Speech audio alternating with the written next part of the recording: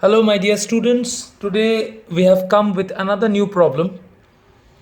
Again, we will be working out something related to collision. So, suppose you have an object. Okay. So, let this particular object or this particle has some mass m. It is made to fall from a height small h on an inclined plane. The inclined plane is inclined with the horizontal at some angle theta.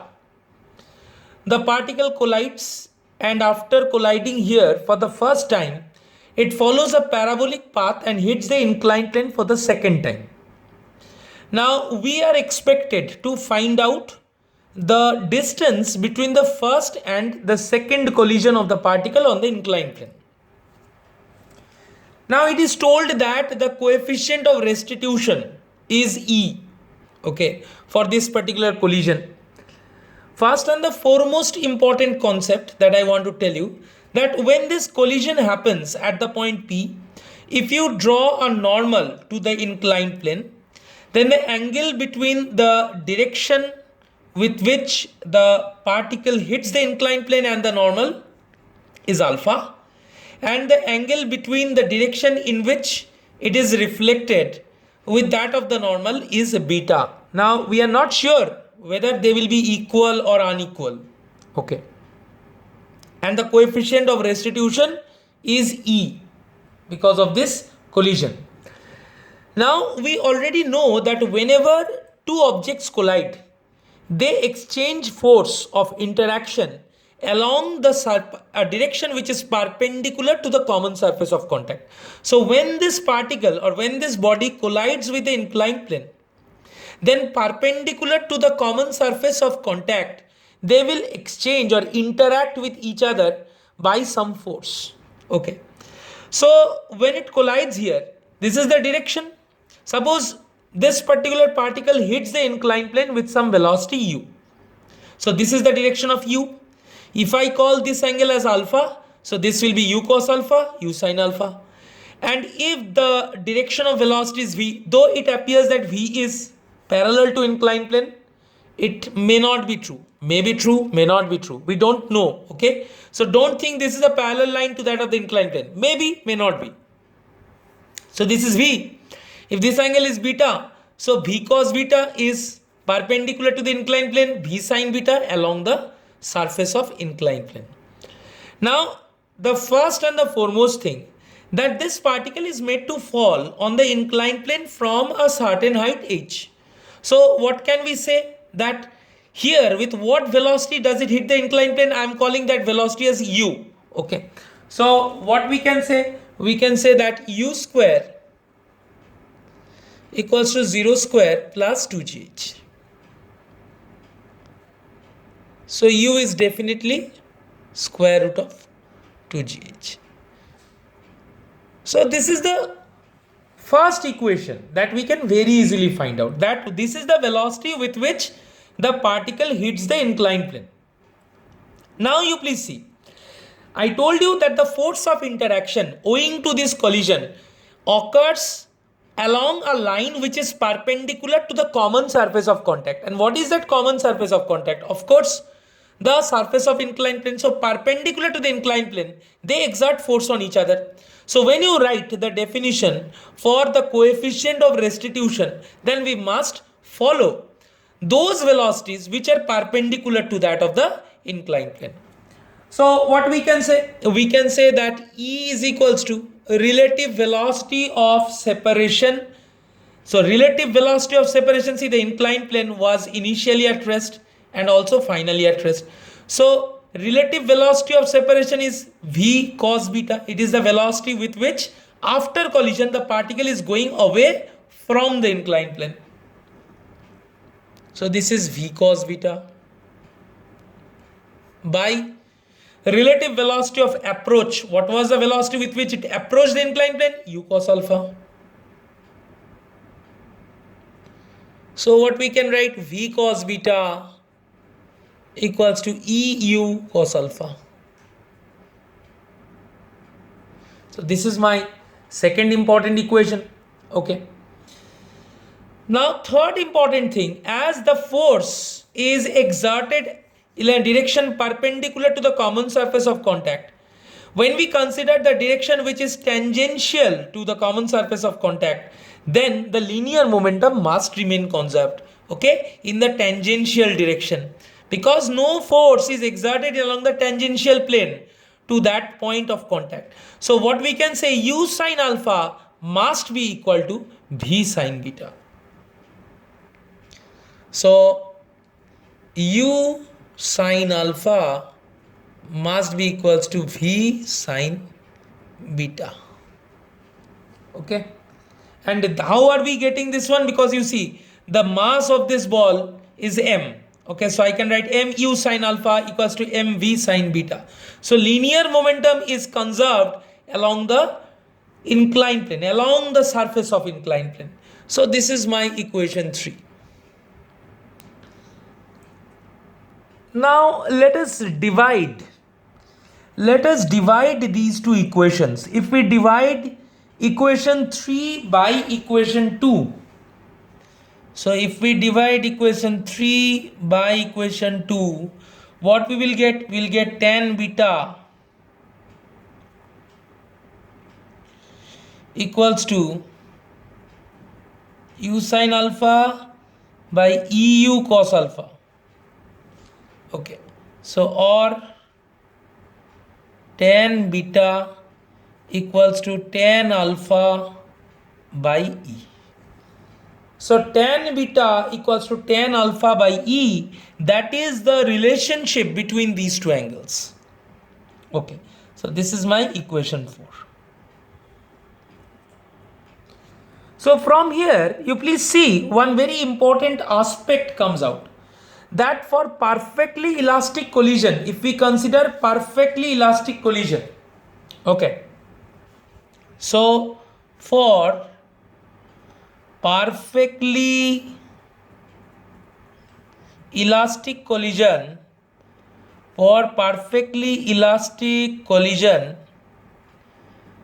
the value of E is equals to 1, and when that happens, it implies alpha equals to beta. And for perfectly inelastic collision,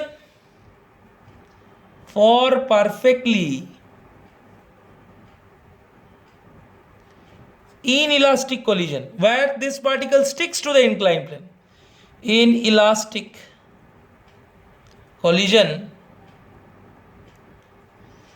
the value of E is 0.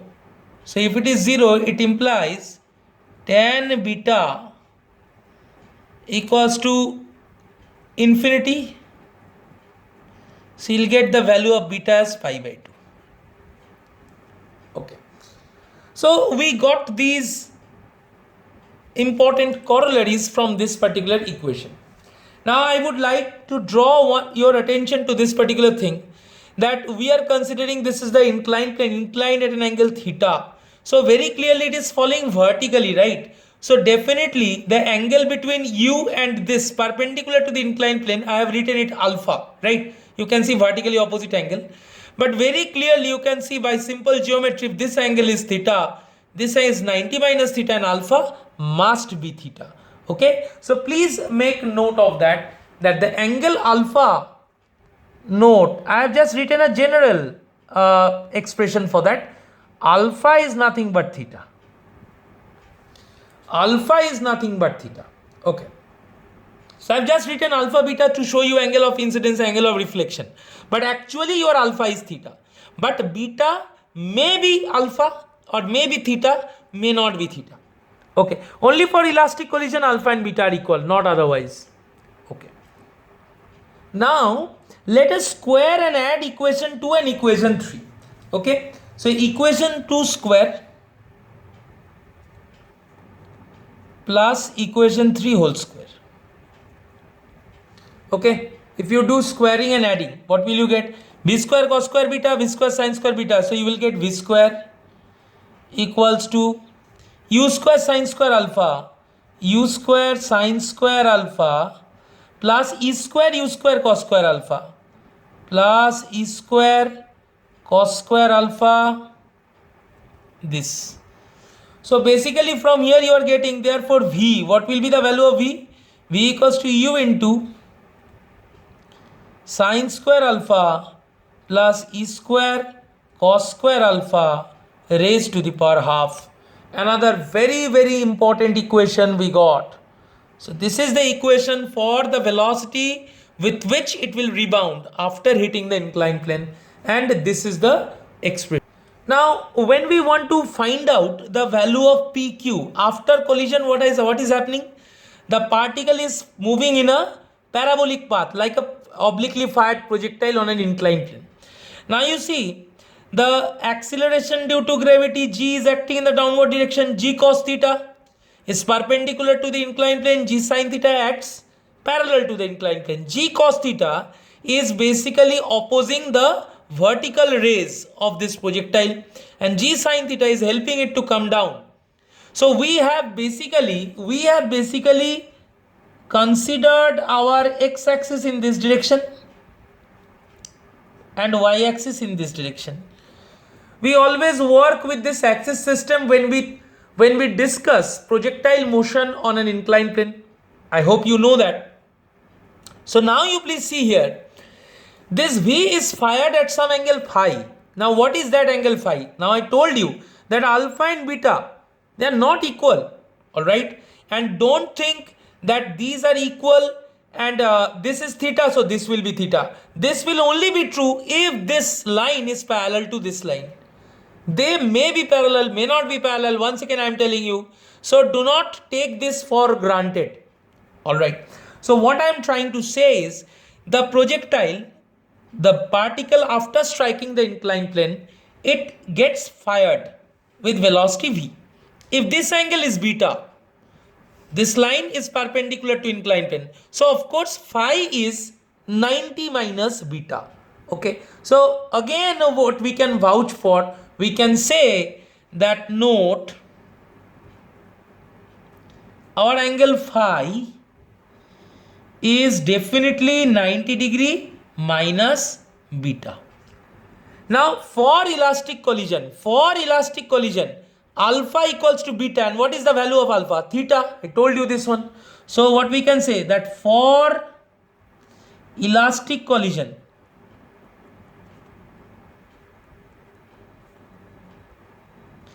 alpha equals to beta, and that is nothing but theta, then only then phi will be 90 degree minus theta, not otherwise. So only if there is elastic collision, then only you can say this particular condition, not otherwise. Okay. So here if you consider this obliquely fired projectile, very clearly you can understand if this is V, along this direction you are getting V cos phi, along this direction V sin phi. So vertical component of velocity is V sin phi. Very clearly we can understand that. So if this is V, so in this direction what do you have? You have V sin phi. And what do you have in this direction? V cos phi. Okay, think about projectile motion now. So this V cos phi is responsible for the motion of the projectile along the inclined plane, and V sin phi is responsible for its rise above the inclined plane. And V sin phi, you can clearly see, is getting opposed by G cos theta, and V cos phi is getting aided by G sin theta along the surface of inclined plane. So what we can say, we can find out the time of flight. So what is the time of flight of the projectile? So time of flight of the projectile will be 2V sin phi by G cos theta. We know it. It is 2Vy, y component of velocity, by G, and here G cos theta. Okay, so AY basically is G cos theta. This is my y direction.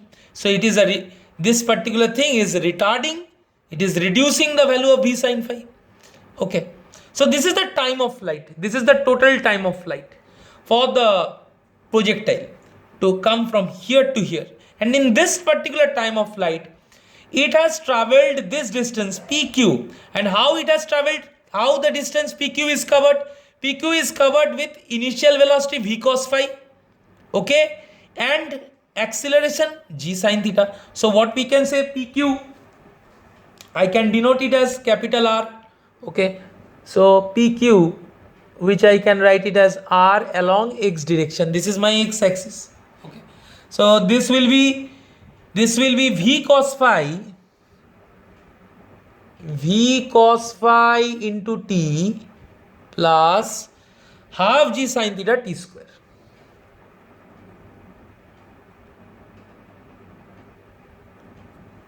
Okay, so from here what we can say,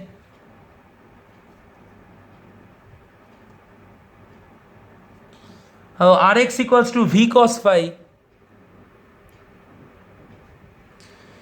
into t is 2V sin phi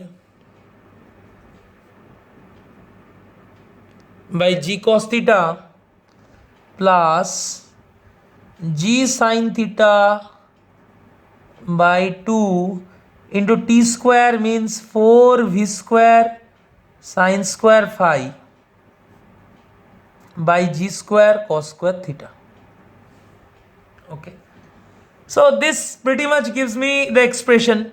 So I can cancel 1 2 here, I can cancel my g. So basically I am getting something like this. So Rx equals to 2V square by g sin phi cos phi by cos theta plus 2V square by g sin theta. Here I am getting sin theta by cos square theta into sin square phi. So this is exactly what I am getting. So we basically landed up with this particular expression for the range where this particular projectile will actually hit the inclined plane. Okay, so it will hit the inclined plane at a distance x from the point of first collision to the second collision. This is the distance. Now question arises, so I got this answer. What is my v square? V square is this, I got it from equation 5. Now in your exam you will be provided with this alpha. Don't forget that alpha equals to theta. So you will be provided with some angle of inclined plane with which it is inclined with the horizontal. So alpha will be provided to you, right? U square you can find out. U square is 2gh. Okay. And phi you can find out. This phi is 90 degree minus beta, and beta you can find out from here, right? So phi is basically 90 degree minus beta, and how we will find beta? Beta is tan alpha by E. And what is alpha? Alpha is theta, right? So beta is tan inverse of tan theta by E. So this is a general expression. This is a general expression. Now let us come to something specific. Okay, now if we consider that the collision is perfectly elastic collision, okay, so for elastic collision,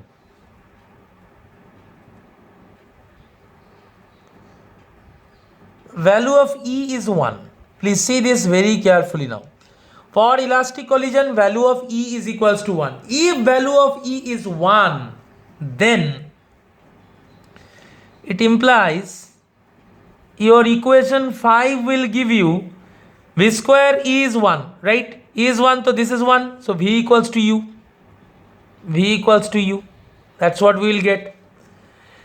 And we will also get one thing. What is that thing? We will get tan beta equals to tan alpha. That is beta equals to alpha equals to theta. This is something which we'll get. And we will also get, because of this, if beta is theta, means alpha is theta, beta is also theta, so phi will be 90 minus theta.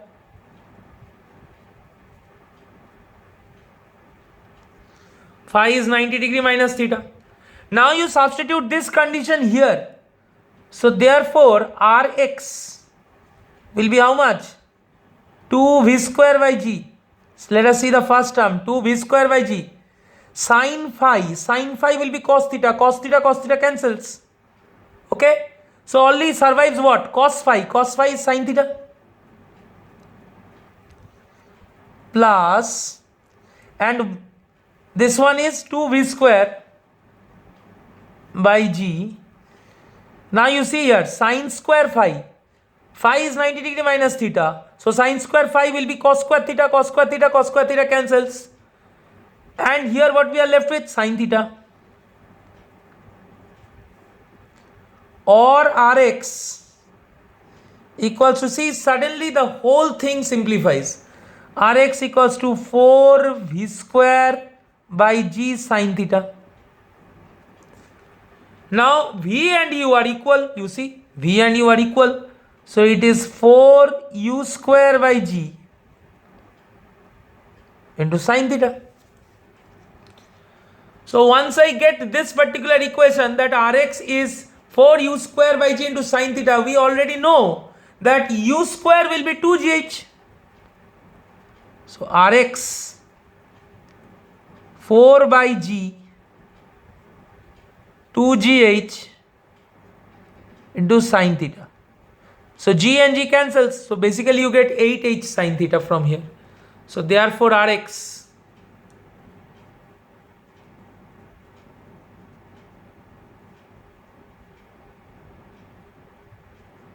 so that's our answer. So in this particular way, we have obtained our final result, which is Rx, and that Rx is 8h sin theta. So after the first collision, the particle will have a second collision at the point Q, and this particular distance PQ is 8h sin theta. Okay, so basically I have not implemented the condition for elastic collisions right from the beginning. So this analysis was meant to deal with any type of collision. Okay, suppose the collision is inelastic collision, not perfectly inelastic collision, it is inelastic collision, and value of E is 3 by 4, 0.75. The value of theta is given to you, 30 degree, okay, or 45 degree, 60 degree, whatever be it. The point is, if you deal with inelastic collision where coefficient of restitution has a value which is less than 1, then you have to follow exactly this procedure. So you please see one thing, very important characteristic, that the particle hits the inclined plane, the angle of incidence is alpha and the angle of reflection is beta. This alpha and beta, they are equal only and only if the collision is perfectly elastic collision. If the collision is inelastic collision, then you will see that they are connected by this type of relation. And what do we see? If this angle is theta, then definitely this angle will be theta. So if this angle is theta, this is theta. So my alpha is nothing but theta. Okay. So tan beta is tan theta by E. Tan beta is tan theta by E. Now if theta is provided to you, suppose theta is 45 degree, E is 3 by 4. Can you not find out beta? Very easily you can find out beta. Okay. So you will find out the angle in which this particular object is reflected. Once you know beta, very easily you can find out phi. Why? Because phi is 90 degree minus beta. And once you know phi, you can very easily find out this range, horizontal range. Okay, you can find out the value of V from here, because this alpha is nothing but theta.